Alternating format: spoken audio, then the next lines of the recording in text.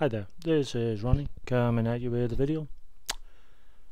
Earlier on I watched a small video from Becky, half of Pair of Geeks, talking about one of her sort of bugbears, and that is the leveling system of RPGs.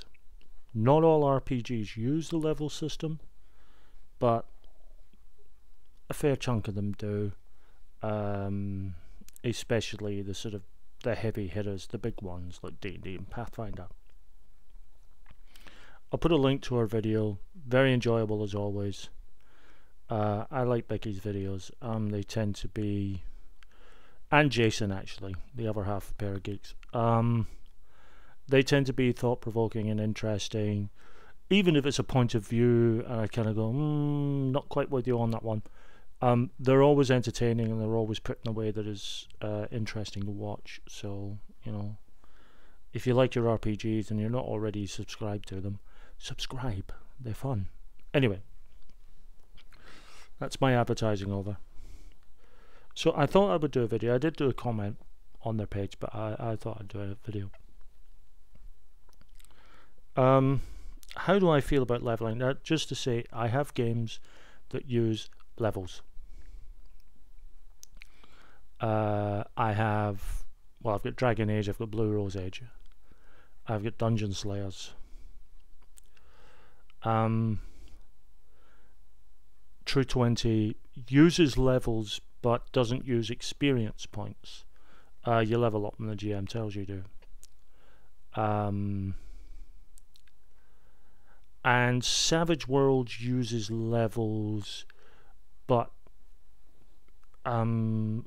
it's a sort of rather than saying level 1, level 2, level 3, your first level goes from novice up to veteran, and then sort of upwards and upwards. But every 5 XP that you get, you roughly should get 5 experience points every 2 sessions, and every 5 experience points you get what's called an advance, which is you can raise a couple of skills or a stat or pick an edge, which for those who don't know the Savage World system but know things like D&D, edges are Savage World's equivalent of feats. And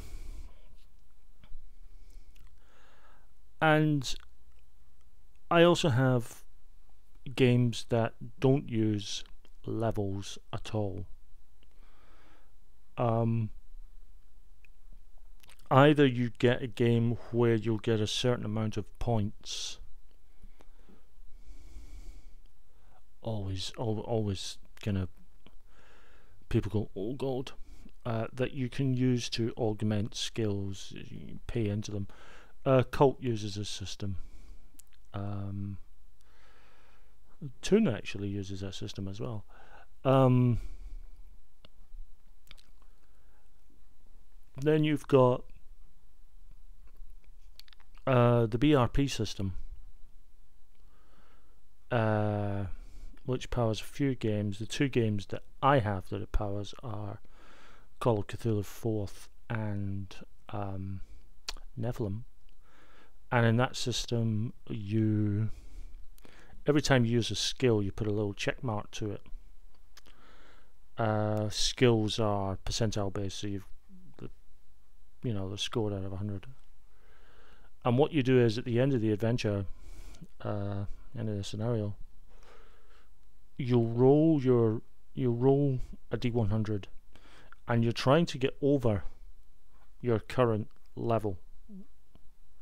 And if you do, you get to add a certain amount of points. I think it's something like D4 or D6 extra points onto it. The idea being that the more skilled you are, the less likely you are then to learn something new about your skill. You're less likely to become better. You'll reach a certain sort of plateau which do I prefer? I did a video some time ago about whether I preferred level systems or point-based systems. So I can play both, clearly, because I own both. But push comes to shove, it's the point system. I don't like levels.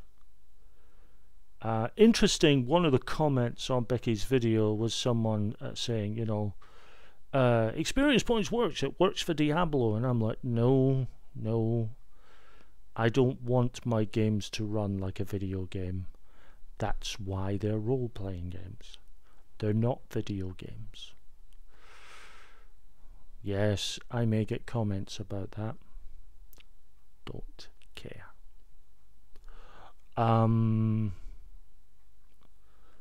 I like video games, but video games are video games and role-playing games are role-playing games, and I like to kind of keep them separate.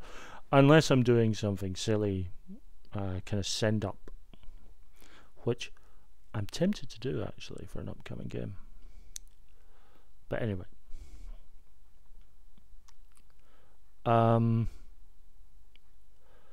So yeah, I prefer the system that Cult uses, that Cthulhu and Nephilim and Castle Falkenstein, where at the end of every sort of adventure you can raise a certain amount of skills. I prefer that. Experience points does... I understand experience points, but I much prefer people growing constantly rather than fighting, reaching a level and way, just, you know, jumping forward. So that I prefer. I prefer to go slightly. Even, I mean, you could make that claim about Savage Worlds' advancement system, but there's a bit, it works a little better, I think. I think the incremental nature of it works a little better, but that's me. That's my thing. One thing Becky did touch on, and I think it's just plain common sense. If you want to play games where you're higher level, just play games where you're higher level. There's absolutely no rule that states you have to start at first level. If you want to play mid-level characters, play mid-level characters. If you want to play high-level characters, all play high-level characters.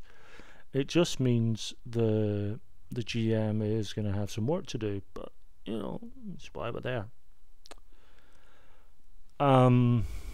You know, it may be that the GM's coming up with a scenario that he you know, that they want the characters to start at the bottom rung and work their way through, and that's fine, which is what I'm doing currently with Shaintar.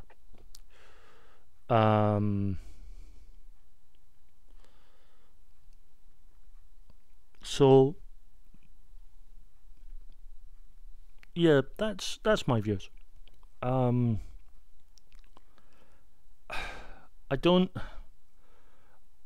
I've not quite gotten to the point of going, oh my god, you know, sort of, oh god, a level system, please, no, nothing but, please, anything, please. I can live with a leveling system if that's what the system has. But I prefer the ones that don't have it, get skill points or, you know, just something. Even True 20, which has a leveling system, at least, I mean, it's incredibly arbitrary, it's down to GM, but it doesn't have that strange thing where what used to happen in older versions of AD&D and D&D was, in order to get to the next level, the amount of experience points you needed depended on your class. Certain classes could get to their next level quicker than others because they needed less experience points.